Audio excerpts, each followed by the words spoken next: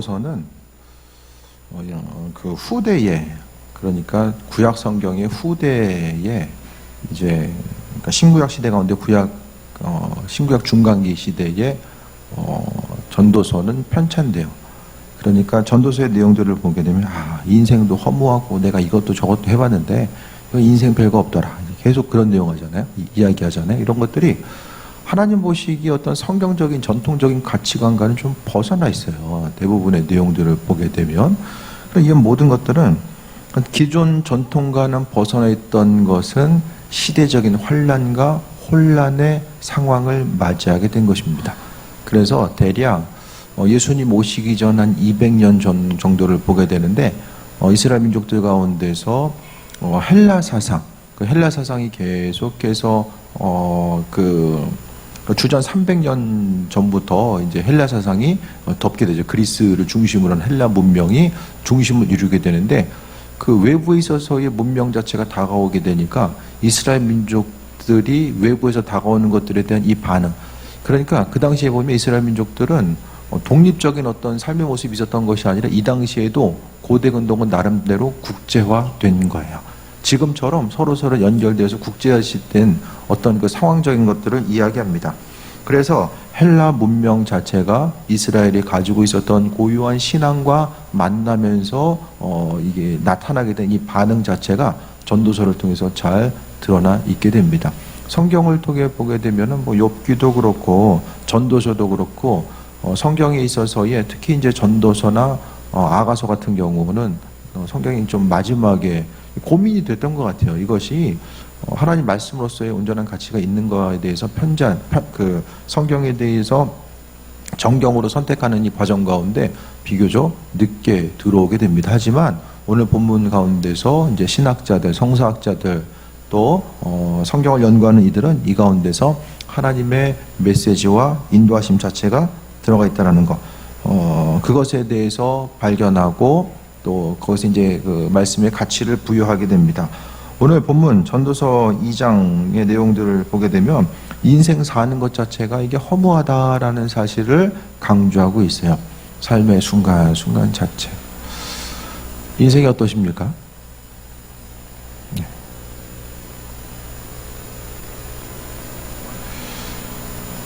이번 주 금요일 날 이제 친할머니를 만나고 왔는데 올해 94 되셨어요? 94. 인생 참 빨리 간다라는 말씀과 함께 요즘에 시간이 안 간대요. 밤도 길고 낮도 길고 시간이 너무 길다 이야기 하시는 거예요. 주변에 계신 분들 이제 노인정 멤버들이 이제 한두 분 이제 가시고 이제 주변에 이 동년배들이 이제 거의 없는 거예요. 동네 분들도 다 먼저 가시고 이제 대부분 가신 거죠. 그러니까 이제 밤도 길고 낮도 길고 혼자 계시거든요. 혼자. 인생의 수고를 생각했을 때에 제가 이제 시골에서 한 1년, 6개월에서 1년 정도 좀 머문 기간이 있었는데 그 1학년 1학기 이제 시골에서 다니고 이제 전학을 왔었는데 잠깐 중간에 내려갔다가 이제 그 순간을 보면 잠깐 이제 그때 얘기를 좀 잠깐 나눴었는데 어쨌든 예전이 다 즐거운 시간이었던 것 같아요. 시간 지나고 나면 아름다운 시간인데 그 순간 생각해 보면은 또 아름다운 시간이든 힘든 시간이든 다 지나가게 되고 현실에 있어서 시간이란 개념은 시간이 왜 이렇게 빨리 가지 이야기하지만 언젠가는 우리도 이렇게 시간 왜 이렇게 안 가지? 그렇게 이야기할 때가 또 올 수 있잖아요. 시간은 좀 이렇게 상대적인 것으로서도 다가오는 것 같습니다. 오늘 본문 가운데 전도서의 말씀을 보게 되면 해 아래서 하는 모든 것들 18절에 내가 해 아래서 내가 모든 수고를 미워하였노니 이는 내 뒤를 이으리에게 남겨주게 됩니다. 죽도록 수고하고 노력했는데 그거는 다 후대 사람이 다 가져가게 되는 거예요. 모든 것을 다 그러니까 세상에서 너무 많은 것을 이루어도 그것을 놓고 내려오는 것이 이게 쉬운 게 아니라는 거예요. 삶의 순간순간마다 내가 수고하고 노력한 모든 것들 부모 때에 이룬 것들이 자녀들을 통해서 또 잘 이루어지기도 하지만 이 가능성들이 많이 희박한 것 같아요. 그대로 어떤 대를 이어서 또 가업을 이어나가든지 그 모든 것들을 생각했을 때에 오늘 전도서 기자는 열심히 하고 수고했는데 내가 누릴 수 있는 것들이 아니라 그 모든 것들이 뒤에 이제 그 다른 사람들에게 남겨주는 거, 다른 사람들이 누군지 모르겠지만 그냥 후대 사람이 누리는 거예요. 그 19절에 그 사람이 지혜자일지 우매자일지 누가 알려마는 내가 해 아래서 내 지혜를 하여 수고한 모든 결과를 그가 다 관리하리니 이것도 헛되도다라고 합니다. 그러면서 내가 해 아래서 한 모든 수고에 대하여 내 마음에 실망하여도다. 죽을 힘을 다해서 달려갔는데 힘들고 어려운 삶의 모습을 이야기하는 거예요. 어떤 사람이 20대 후반 정도 된 것 같아요. 그래서 돈을 1억인가 1억 넘게를 모았어요. 제가 보기에는 하루 24시간 중에서 한 20시간 정도 일하고 이제 그렇게 번 것 같아요. 그러니까 20대 이제 알바하거나 어떤 특별한 그런 직업이라든지 그게 아니라 죽도록 일해가지고 2억 안쪽이었던 것 같은데 이렇게 모은 거예요. 그래서 이제 어떤 그 프로그램 가운데 물어본 거예요. 얘기하면서 결국 그런 얘기를 해요. 인생 좀 후회된다. 그렇게 산 게 후회된다. 왜냐면 이게 몸이 좀 망가진 거예요. 그렇게 살면서 몸이 좀 불편한 안 좋아진 부분이 뭐 특별히 장애가 있는 건 아닌데, 그러니까 지난 날을 생각해서 봤을 때에 이렇게 일을 해가지고 이 정도의 금액을 남겼는데 그 돈과 본인이 그 시간 가운데 누릴 수 있는 것들을 다, 그 시간적인 것들, 누군가를 만나서 함께 할 수 있는 모든 것들을 생각해 보니까 이거 자체가 뒤돌아보면은 후회가 되는 거예요. 그러니까 어떻게 생각하면 그 돈과 그 시간에 대해서 이게 바꾼 거잖아요. 해 아래서 수고하는 모든 것들 생각했을 때에 삶의 패턴은 생각했을 때에 세상 사람들은 그렇게도 이야기해요. 삶을 살아가면서 수입을 이야기했을 때에 노동 수입으로 살아갈 거냐, 자본 수입으로 살아갈 거냐, 이제 그렇게도 이야기하거든요. 힘쓰고 내가 몸을 사용해서 노력해서 돈을 벌 거냐, 아니면 어떤 투자한 돈이 다시 돈을 가져오게 해서 그런 삶을 살 거냐. 그렇게 이제 세상 사람들은 자본소득과 노동소득을 이야기하지만 우리는 간단합니다. 하나님 주신 것으로 살 거냐, 아니면 내가 스스로 만들어 살 거냐. 원리와 방법은 아주 간단합니다. 삶을 통하여서 나이도 우리가 생각하기에는 어떤 것을 누리는 데 있어서 그래도 20대, 30대가 더 유리하겠지 하지만 뭐 50대든 60대든 그게 중요한 것 같지는 않아요. 하나님의 방법대로 그분께서 부어주심에 대한 소망함과 기대함과 인도하심 받아 살아가는 것이 훨씬 더 중요한 문제입니다. 그렇기 때문에 우리는 삶을 통해서 내가 수고하고 노력한 것을 통해서 세상을 살아가려면은 힘들어요. 힘들어요. 그리고 어떤 것을 소유하기 위해서 힘쓰고 노력하는 그 시간 때문에 때로는 마땅히 우리가 세상 가운데 누려야 되는 것들을 누리지 못하고, 오늘 본문 가운데 전도서 기자는 열심히 수고하고 노력해서 어떤 것을 좀 이룬 것 같은데 이게 결국에 보니까 내 것이 아니었다라는 거예요. 누군가가 또 소유하게 되고 뒤로 전달되어야 될 것들, 그러니까 한 세대가 오고 한 세대가 간다라는 것에 대해서 그런 것들을 또 오늘 전도서는 이야기하잖아요. 그래서 21절에 어떤 사람은 그 지혜와 지식과 재주를 다하여 수고하였어도 그가 얻은 것을 수고하지 아니하는 자에게 그의 몫으로 넘겨주리니 이것도 헛된 것이며 큰 악이로다. 내가 수고한 모든 것들을 수고하지 않은 사람이 싹 가져간대요. 그것이 바로 인생이다라고 이야기하고 있습니다. 그러니까 중요한 것은 인생에 있어서의 보편적인 수고와 그 노력에 대해서, 그런 아쉬움에 대해서 이야기하지만, 그러니까 하나님 보시기에 우리는 그분께서 주신 것들을 받는 것도 중요하지만 이미 주신 것들에 대해서 관리하는 것도 중요하거든요. 사람이 지혜가 없으면 밑빠진 독에 물 붓는 거나 마찬가지인 거예요. 교회 공동체, 교회 가운데서도 마찬가지입니다. 누군가가 새신자가 왔을 때에 그들과 함께하고 또 그 마음과 생각을 공유하고 믿음의 공동체로 나갈 수 있으면 참 감사한데, 하나님께서 한 명 보내주시면 옆으로 2명 나가요. 정말 그런 교회들이 있어요. 너무 이제 힘들잖아요. 그러니까 수고하고 모든 거, 노력하는 것들. 그러니까 재정적으로도 마찬가지예요. 세상 가운데 누릴 수 있는 것들이 손해나지 않게 하나님께서 막아주셔야 되는 거예요.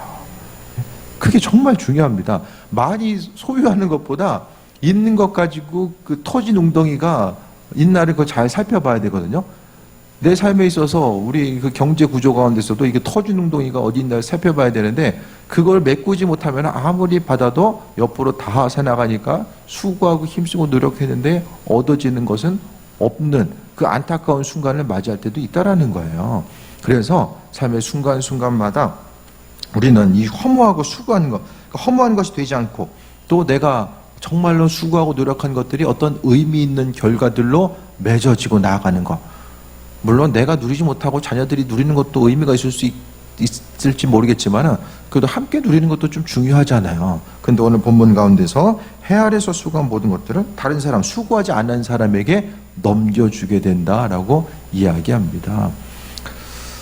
그러니까 중요한 것은 하나님의 은혜 가운데 우리는 수고하고 노력한 대로 기쁨과 평안함을 또 누릴 수 있어야 되는데 결국 전체적인 틀 가운데서 세상적인 수고함에 있어서의 헛됨 자체를 분명하게 말씀하고 있습니다. 주신 것들에 대해서 누리는 삶, 하나님 허락하신 것들로 인해서 우리가 강건한 삶을 살아야 되는데 세상 한 사람 한 사람을 보니까 전도서 기자도 자신이 스스로의 모습을 보다 보니까 이 모든 상황들 가운데서 수고하고 수건으로 얻을 수 있는 것, 심고 거둠의 이런 법칙 자체가 이게 완전하게 적용되는 게 아니구나. 이건 뭐랑 비슷하면 욥기랑 비슷해요. 열심히 했는데 있는 건 다 없어지고 이제 병들고 환난과 어려움을 이제 이야기하잖아요. 쉽게 이야기하면 인과응보 사상에 대한 반론. 이게 아닐 수도 있지 않을까? 이런 생각들을 오늘 전도서를 통해서도 그런 목소리들이 나오고 있는 거예요. 22절에 사람이 해 아래 생하는 모든 수고와 마음에 애쓰는 것이 무슨 소득이 있으랴라고 합니다. 열매 맺는 것. 그러니까 삶의 순간순간마다 우리는 스스로를 점검하는 게 정말 중요한 것 같아요. 점검하고 내가 온전한 길과 방향성으로 나아가고 있는가를 반드시 생각하고 점검하지 않으면 그게 안 되면 나중에 가서 후회하거든요. 내가 시간을 왜 이렇게 사용했을까? 하나님 주어진 것들을 왜 이렇게 사용했을까? 그렇게 이제 스스로를 생각하고 나중에 후회하게 되는데 그것이 아니라 삶의 순간순간 길 잘못 들었으면 끝까지 목적지 가본 다음에 이거 잘못 들었네 하면은 돌아가려면 힘들잖아요. 중간에 발견해서 스스로의 방향성과 이 궤도를 수정해 나아가는 거예요. 이 모든 환경 자체는 하나님께서 허락하시고 인도하심에 대한 그 은혜 가운데 강건함으로 나아가는 거죠. 믿는 자로서의 복된 삶을 살아가는 것은 하나님 보시기에 합한 자로서의 삶이 무엇일까에 대해서 돌아보고 나아가는 것이고 또 사람이 해 아래서 행하는 모든 것들이 가치 있고 의미성 있는 일들로 다가오기 위해서는 우리의 삶의 순간순간마다 주님의 음성에 귀를 기울여야 되고 우리가 마음의 중심을 두어야 될 것이 무엇인지를 생각해 봐야 되는 거예요. 여러분 요즘 무슨 생각하면서 사십니까? 주로 하는 생각, 주로 무슨 생각하십니까?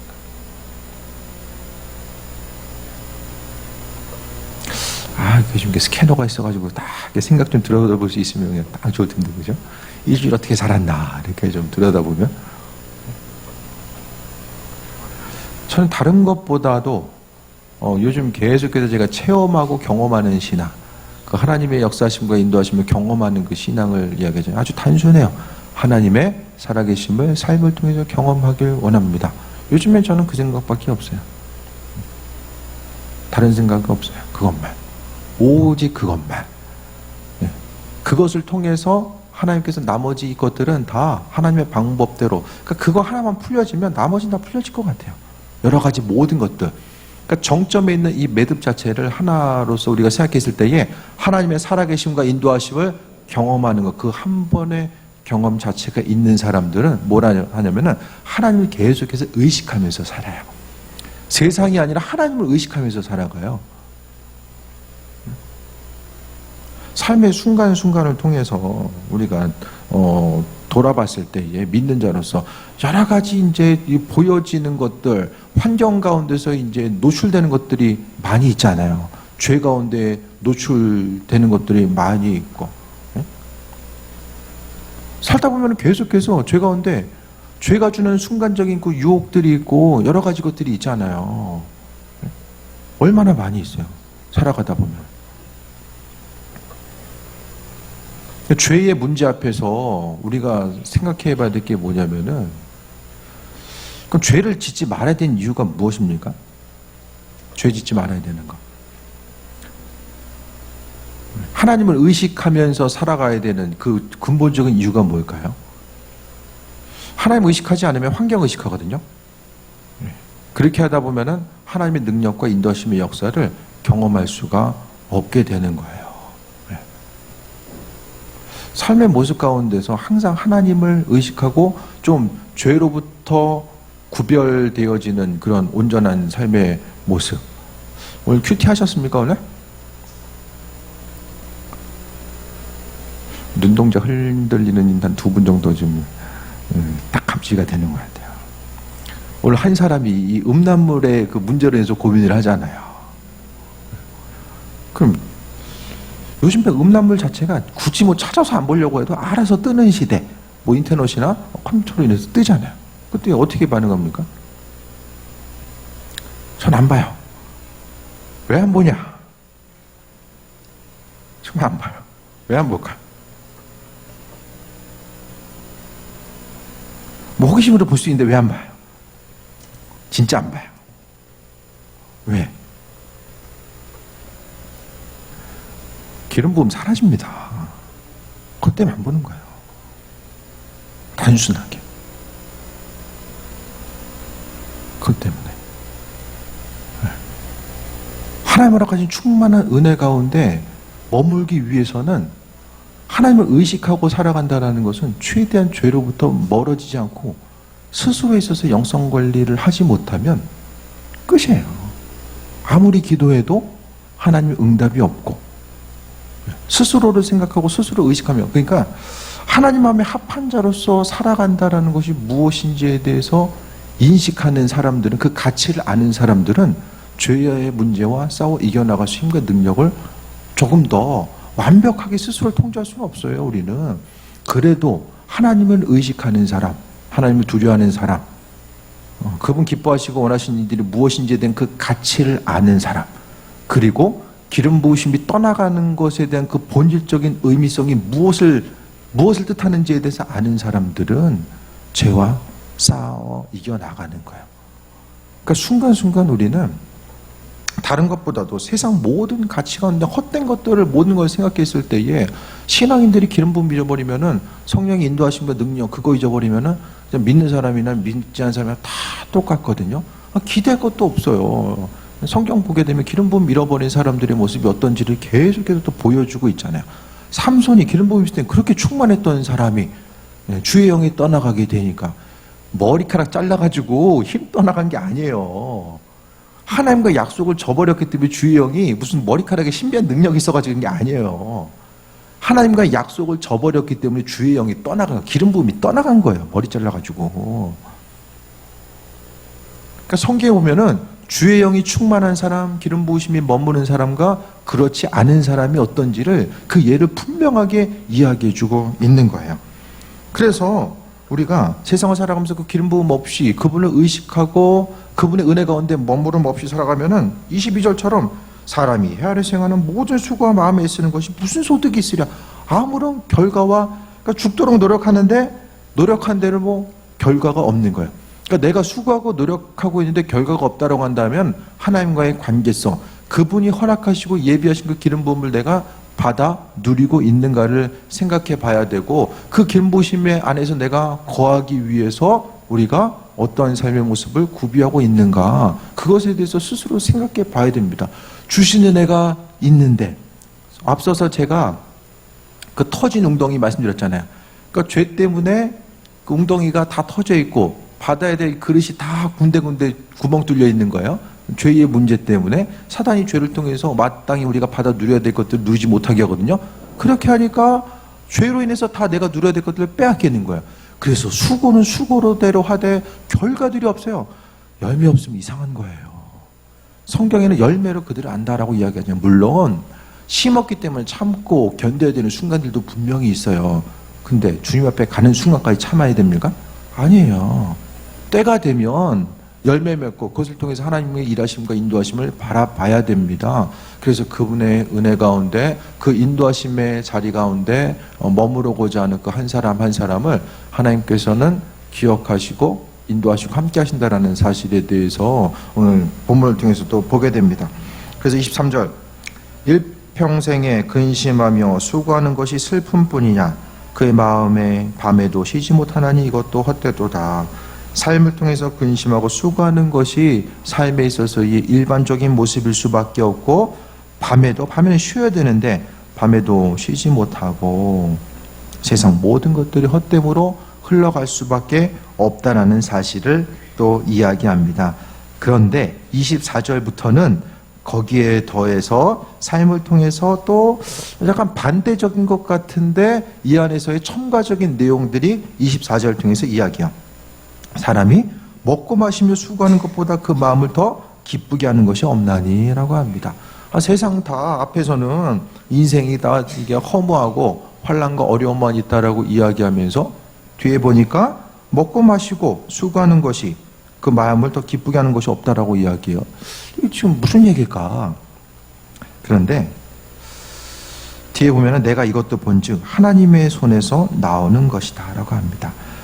그러니까 하나님의 손을 배제한 상태로 이 살아가는 것 자체가 인생에 있어서의 허무한 뿐인데, 그러나 하나님께서 공급하시고 인도하시는 것들, 또 그분 손에서 나오는 것으로 인하여서 마음의 기쁨과 평안함을 가지고 살아가는 거, 먹고 마시고 수고하는 거, 그분의 손과 연결된 그 상태 가운데 먹고 마시고 수고하는 것 자체가 바로 사람을 기쁘게 한다라고 이야기합니다. 그러니까 우리는 세상 일이 얼마나 더 잘 되고 안 되고 어떤 것을 누리고 안 누리고 그것에 대해서 중심을 두는 것이 아니라 내가 땀 흘리고 수고하는 모든 것들, 먹고 마시고 일상생활을 누리는 이 모든 것들이 하나님의 인도하심, 그분의 손길과 얼마만큼의 관계성을 가지고 살아가고 있는가, 그 부분에 대해서 이야기하는 거예요. 그래서 하루하루 시간을 보내더라도 하나님 마음에 합한 자로서의 온전한 마음의 기쁨을 가지고 살아가는 것이고, 그러니까 삶에 있어서의 기쁨 자체는 내가 하나님 보시기에 합한 자로 살기 위해서 움직이다 보니까 그 안에서의 기쁨이 있는 거예요. 신앙생활은 그 초반에 시작하다 보면 어떤 삶에 있어서의 의무적인 것을 통해서 살아가게 되잖아요.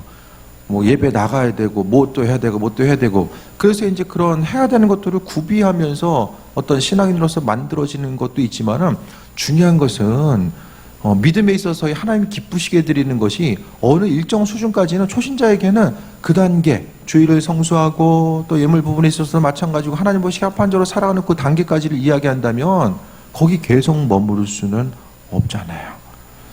하나님 보시기에 나 자신의 상태 가운데서 하나님이 기뻐하신 일들이 무엇일까에 대해서 생각하는 거예요. 예배 생활도 마찬가지입니다. 공적인 예배 시간이 있지만은, 뭐 주일 예배, 평일 예배 다 있지만은 그 가운데서 내가 정말로, 그러니까 예배 시간이기 때문에 나가서 예배하는 것이 아니라 내가 정말 하나님 만나는 것이 기쁘기 때문에 성전을 한 번이라도 또 가보고 싶고 그 안에서 예배하고 싶고 주님께 찬양하고 싶은 그 간절한 기대함과 소망을 이야기하는 거죠. 주일날 교회 가야 되니까, 안 가면 뭔가 좀 찜찜하니까 그냥 내가 가야 되고, 그게 아니라 마음속의 기쁨과 소망함을 가지고 살아가고 움직이는 것을, 그러니까 그분 기뻐하신 일이 무엇인지를 생각하고 나아가는 거예요. 그러니까 신앙생활 자체가 이런 의무생활 단계에 계속해서 머물러 있으면은 주님 기뻐하시겠는가? 그러니까 내가 행하는 그 신앙의 모습이 주님도 기쁘시게 해드리고 그 안에서의 나 자신의 기쁨도 누릴 수 있어야 되는 거예요. 예물 생활하는 것도 마찬가지예요. 주일 예배, 예물 드리고 또 11조 예물 드리고, 말라기서를 통해서 11조를 통한 축복을 이야기하기도 하지만 그 말라기 때의 그 상황이라는 것은 11조 생활, 예물 생활 자체가 거의 후반에 이제 제대로 지켜지지 않은 그 붕괴 때를 이야기하거든요. 그렇기 때문에 주시는 드림을 통해서 주신 것들을 경험해라고 이야기하지만 저는 그렇게 생각하지 않아요.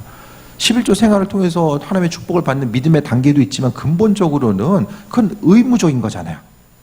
주일한 거 11조는 의무잖아요. 신앙인에게 있어서 의무 생활로 저는 축복받는다고 생각하지 않아요. 무엇이든지 간에 내가 해도 되고 내 자율적인 마음 생각 가지고 할 수도 있고 안 할 수도 있지만은 주님 기뻐하신 일들이 무엇일까에 대해서 생각하면서 드리고자 하는 거예요. 주의 일에 내가 동참하고 싶고 하나님 기뻐하신 일들이 무엇인지에 대해서 내가 거기에 중심과 마음을 두기 때문에 예물도 성경금이든 감사 예물이든, 그러니까 성교 예물이나 감사 예물은 스스로 가지고 있는 사실, 믿음의 척도를 많은 부분 대변해요. 거기 관심이 있으니까. 11조 예물 가운데서도 보면은, 여러분 모르겠어요. 11조 잘해가지고 축복받았다는 소리 들어보셨습니까? 11조짜리에서 축복받았다는 소리?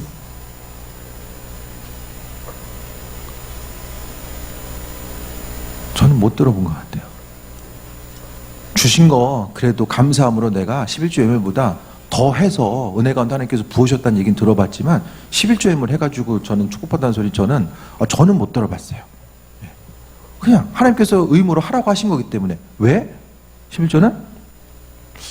제가 왜 자꾸 11조 얘기하는지 모르겠지만은 어쨌든 하나님 거잖아요. 하나님의 것을 하나님께 돌려드리는 거, 그거예요. 마땅히 주님의 것, 모든 것이 다 마찬가지만. 그러니까 예배 생활이든 예물 생활이든 수고하고 헌신하는 이 모든 것 자체가 어떤 환경적인 틀, 신앙적인 틀 가운데 존재하는, 거기서 머무르게 되면 그 안에서 하나님의 일하심과 역사하심을 발견하며 나가기가 쉽지 않다라는 거예요. 그냥 내 마음에 감동이 되는 거. 그래서 제가 주님의 음성에 귀를 기울이라고 말씀드리잖아요. 그 감동에 의해서 주시는 것에 대해서 감동 가운데 마음에 순종하고 믿음으로 반응하는 이것을 통해서 이것을 통해서 하나님 허락하신 은혜가, 충만함이, 그 기름 부으심이 계속해서 증폭되어 나아가는 거예요. 날마다 하나님 기뻐하시는 일들, 그분 원하신 일들이 무엇일지를 생각하고 나아가다 보니까 삶을 통해서 먹고 마시고 수고하고 이런 일상적인 것들이 그 안에서 기쁨과 소망함을 발견할 수 있는 거예요. 그래서 하루하루 자체가, 예를 들어서 이런 평범한 일상 가운데 내가 이거 언제 이거 다 해가지고 어떻게 성공하고 어떻게 이걸 앞으로 뚫고 나갈 수 있을까? 그걸 생각하는 것이 아니라 일상적인 생활이 반복된다라고 할지라도 내가 하나님 기뻐하신 대로 하나님 기쁘시게 드리는 삶을 살고자 하니까 나머지 것들은 기대함과 소망이 있는 거예요. 지금 눈에 보이지 않는다라고 할지라도 그분께서 행하실 것에 대한 소망함이 있는 거죠. 그래서 시간이 흐른다라고 할지라도 인생 자체가 힘들고 어렵고 고난 가운데 있지 아니할 수 있다는 거예요. 현실의 모습 가운데 바라봤을 때에 마찬가지입니다. 제가 말씀드렸잖아요. 저 목회 시작하기 전에 생각을 하면은 교회 사이즈 한 지금이 한 5번은 돼 있어야 돼. 지금 딱 5배 정도가 딱 맞는 것 같아요. 근데 지금 현실을 봤을 때 눈에 보이는 건 보면은 조금 애매할 수 있잖아요. 근데 그게 아니라 여전히 소망 가지고 나아갈 수 있는 거? 그럼 뭐 때문에 그러냐? 지금 교회 크기가 어떻고 얼마나 더 많이 갖고 덜 가지고 지금은 전혀 그게 중요하지 않아요. 정말 순간적으로 신경 쓸 때 있지만은 세상에 얼마가 더 오고 더 나가고 별로 그것도 요즘에는 그렇게 중요하지 않아요. 왜? 하나님께서 더 크게 행하실 것들을 그걸 바라보다 보니까 이게 눈앞에서 잠깐 왔다 갔다 하는 거, 이게 별로 신경이 안 쓰이는 거예요. 그 삶을 통해서 바라봤을 때 하나님 기뻐하신 일들을 행하고자 하고 그것을 꿈꾸고 움직이는 거예요. 어떻게 하면 주의 성수할 수 있을까? 어떻게 하면 10조 드릴까? 어떻게 하면 헌신하고 봉사?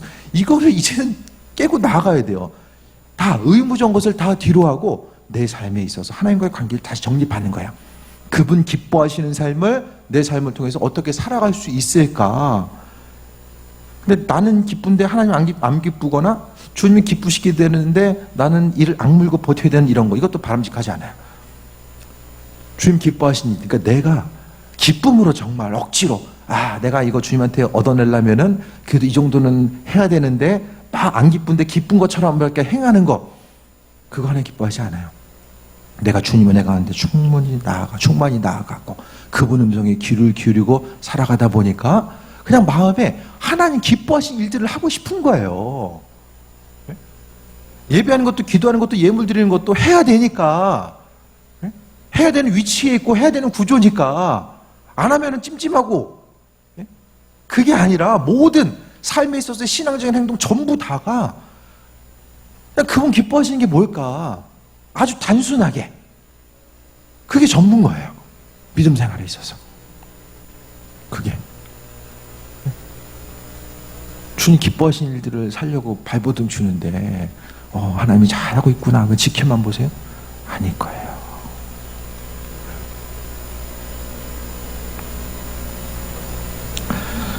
계속 보겠습니다. 25절에 먹고 즐기는 일을 누가 나보다 더해 보았으려. 우리도 이 얘기 좀 해봤으면 좋겠어요. 그렇죠? 누가 나보다 더 놀아봤으랴, 더 즐겨봤으랴. 근데 26절에 하나님은 그가 기뻐하시는 자에게는 지혜와 지식과 희락을 주시나. 24절에 지금 말씀드린 게 무슨 뜻인지 알겠죠? 하나님은 그가 기뻐하는 사람, 한 사람 한 사람이 하나님이 더 기뻐하는 사람들이 있대요. 교회 공동체 가운데서도 하나님이 기뻐하시는 사람, 그 한 사람이 있대요. 그 사람에게 하나님께서는 지혜를 주세요. 제가 말씀드렸죠. 하나님 지혜 있게 주세요. 기도하다 보면 인간적인 생각이 계속해서 올라올 때가 있어요. 이거 아닌데? 그런 생각 들 때가 있어요. 이거 믿음으로 산다고 하면서 이거 너무 인간적으로 생각하는 거 아닌가? 그럴 때가 정말 많이 있어요. 기도하는 그 순간에도. 하지만 하나님 향해서 그것 때문에 하나님께 지혜 달라고 기도해요. 저는 기도하는 중심 가운데 가장 또 중요한 기도가 이거 같아요. 하나님 지혜 주세요. 하나님 기뻐하지 않는 것도 중심 두지 않고 하나님 실수하지 않게 하나님 지혜 주세요. 분별할 수 있는 지혜 주세요. 그거 위해서 기도해요. 그리고 지식, 하나님 주신 지식, 지혜와 지식. 이 지혜와 지식은 세상 것을 분별할 수 있는 것도 있고 영적인 분별력. 지금 교회 공동체를 향한 개개인 한 사람 한 사람을 향한 하나님의 뜻과 인도하심이 풀어지는 과정들도 다 지혜와 지식으로 이야기하고 무엇보다도 희락을 주신대요. 기쁨 주신대요. 하나님이. 하나님 기쁘시게 해드리는 삶을 살고자 하는 그 사람, 하나님 기뻐하는 이들에게 하나님께서는 지혜와 지식과 희락을 주신다라고 이야기합니다. 아주 신앙생활이 간단하죠. 하나님 기뻐하시는 것이 뭘까? 내게 허락하신 것들, 소중한 모든 것들을 하나님 기뻐하시는 쪽으로 어떻게 사용하고 나아갈 수 있을까? 그것에 대해서 중심 두는 이들 향해서 하나님은 부어주신다라고 이야기하고 있는 거야. 이게 약속의 말씀이죠. 이것을 내가 붙들고 이것을 머릿속에 두며 내 삶의 순간순간 기도하는 목적 다 그냥 하나님 기쁘시게 드리는 것. 이것 통해서 내가 어떤 것을 이루는 것이 아니라 하나님 기뻐하신 일들을 행하고자 하는 마음의 중심이 있기 때문에 그 모든 일들을 향해서 마음의 소망감 가지고 나아가게 되는 이런 과정들을 이야기합니다. 근데 반대로 죄인들에게는 죄인이 뭐냐? 하나님 마음 아프게 해드리고 하나님께 묻지 않고 성경에서는 안 물어보고 하는 것을 움직이는 것 죄라고 합니다. 안 물어보는 거. 기도하지 않고 움직이고 판단하고 생각하고 행동하는 거 이거 죄라고 이야기해요. 이게 뭐냐면 아버지께서 주인인데 주인으로서 인식하지 않는 거예요. 결정권이 하나님께 있는 게 아니라 내게 있는 거예요. 그 사람이 바로 죄인인 거예요. 그러니까 하나님이 여러분이 생각했을 때에 우리 생각했을 때 어떤 거 가장 기분 나빠하실까? 어떤 거?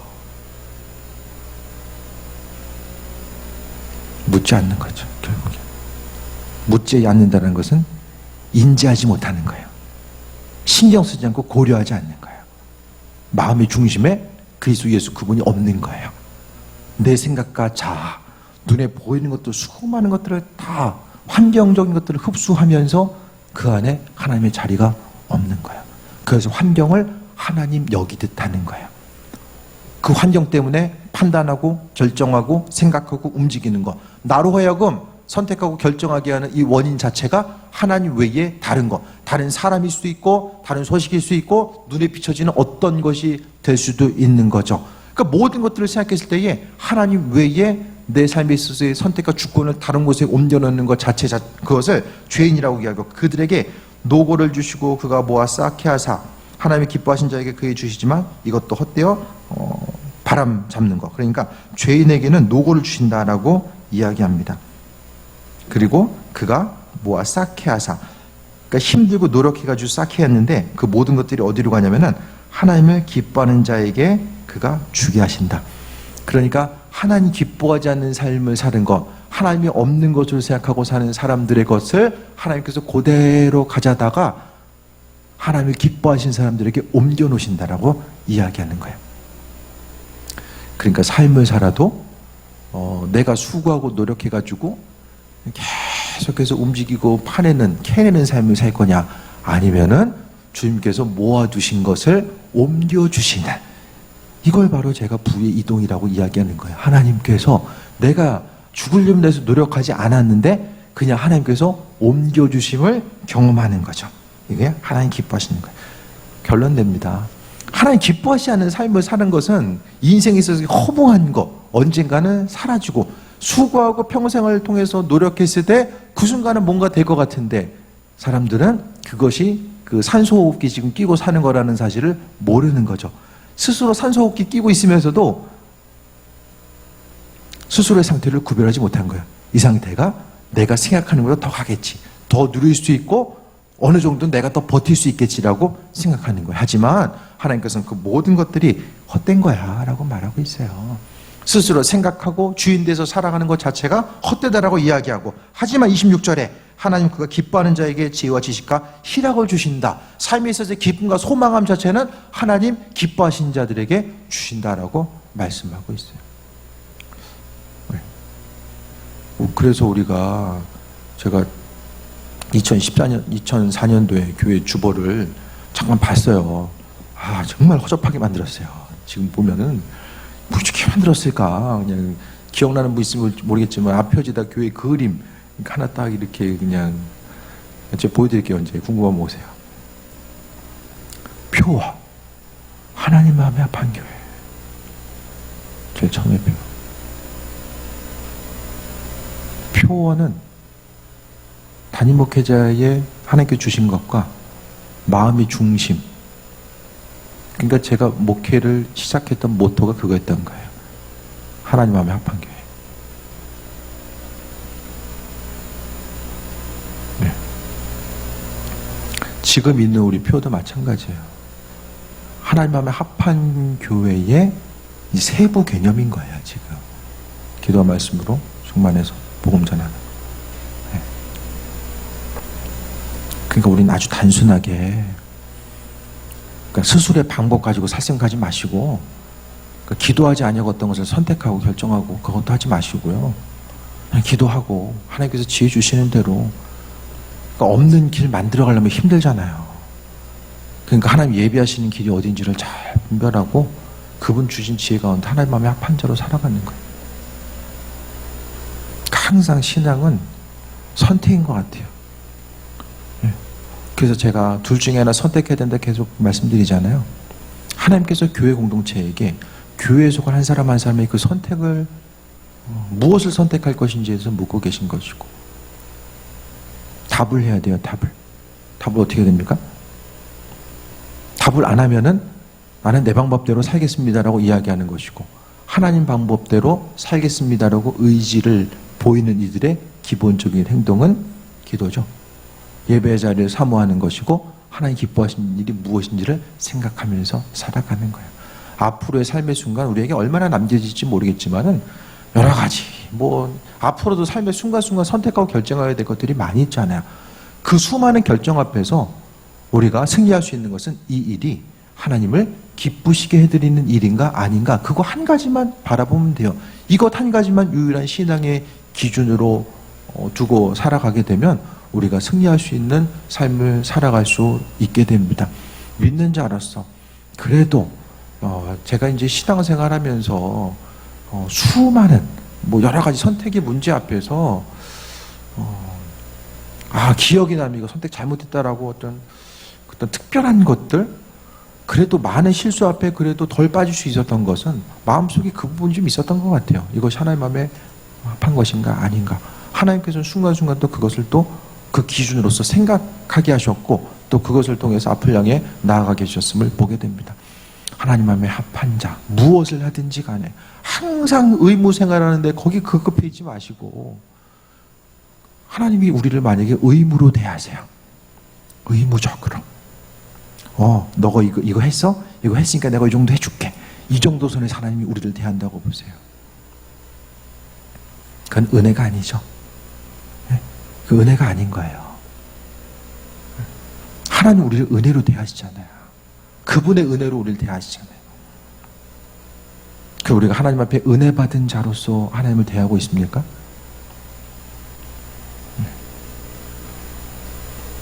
은혜 받은 자로서의 가장 마음의 중심은 그분 마음에 합한 것이 무엇일까에 대해서 생각하고 그 인도하심 따라 나아가는 것. 그분 마음에 기뻐하시는 대로 살고자 하니까 마음속에 있어서 기쁨과 소망함이 넘치고 기름 부음이 넘치는 거예요. 그래서 언젠가도 제가 말씀드렸죠. 나누고 베푸는 삶을 살수록, 수고하고 헌신하는 삶을 살수록 기름 부음이 증가된다라고 제가 언젠가 좀 말씀드린 적이 있어요. 그게 다 그와 같은 이유예요.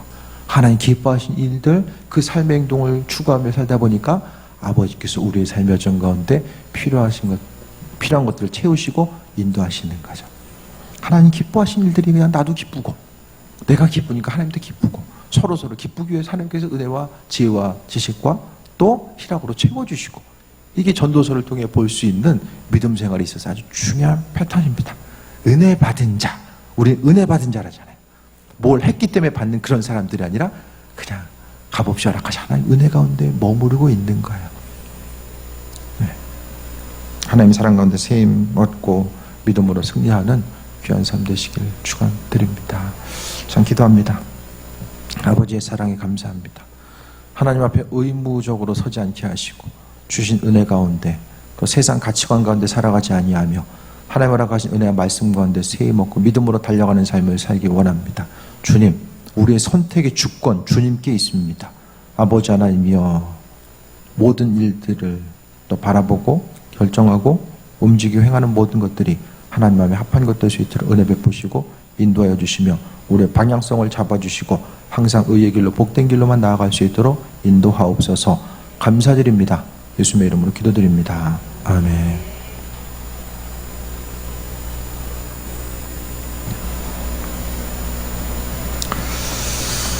찬양하고 또 기도할 텐데요. 믿는 자로서부터 복된 삶 누리고 이 시간을 통해 하나님 주신 것들 또 누리게 하시고 무엇보다 새해 먹고 승리하는 삶 되기 원합니다. 믿는 자로서 기도할 때마다 더 깊이 만나주시고 이 기도 시간을 통해서 더 하나님 기름 부어주시고 이 한 주간을 살아갈 수 있는 하나님의 지혜와 능력, 희락으로 채우시고 함께 하시길 바랍니다. 하나님 오늘 허락하신 그 말씀대로 또 인도하심 따라 나아가길 원합니다. 우리 찬양하고 또 나아갈 수 있게 되길 바랍니다.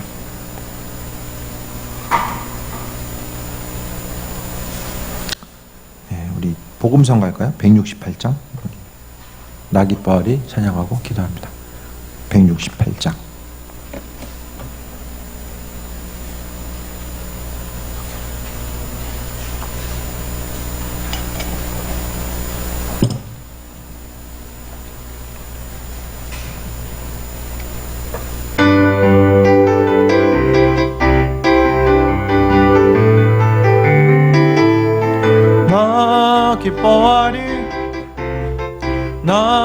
기뻐하리 나 기뻐하리 나 주 안에서 기뻐하리라 나 기뻐하리 나 기뻐하리 나 기뻐하리 나 주 안에서 기뻐하리라 원수가 나를 무너뜨리려고 내 마음에 속삭였네 내 영이 깨어 넘어지지 않고 나의 믿음의 고백이 원수들을 묶네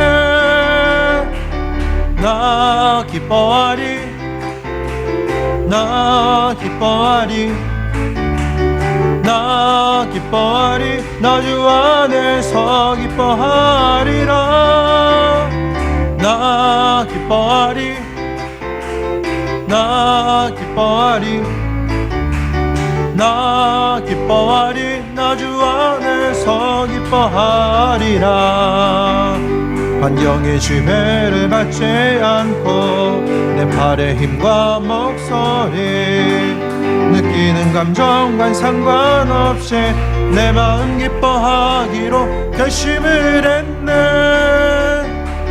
나 기뻐하리 나 기뻐하리 나 기뻐하리 나 주 안에서 기뻐하리라 나 기뻐하리 나 기뻐하리 나 기뻐하리 나 주 안에서 안에서 기뻐하리.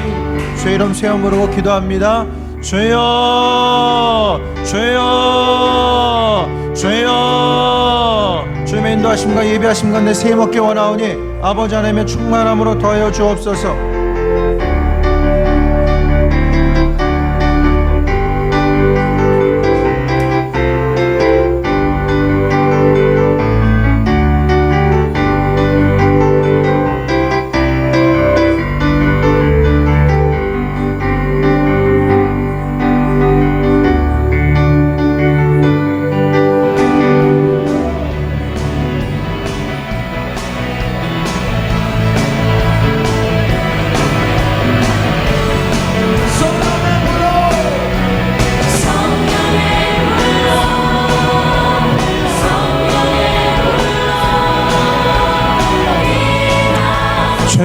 아버지 주바라로로로로로 스마냐네스 오아라와라와라와라로로로로로로 주바라와라와라와라와라와라로로로로로 아바라와라와라로로로 스마라로로로로로 주바라와라로로로로 스마라로로로 스마리데스 오아라와라와라와라로로로로로 주바라와라로로로 스와라와라와라와라로로로 주바라와라로로로 스마라로로로로 오아라와라와라로로로 스마리데스 주바라와레레레레 스마라라라라라 아바라라라라라라라라 주바라라라라라 스마냐네 스마냐네 오아라와라와라라라 스마냐네 스마시옵소서.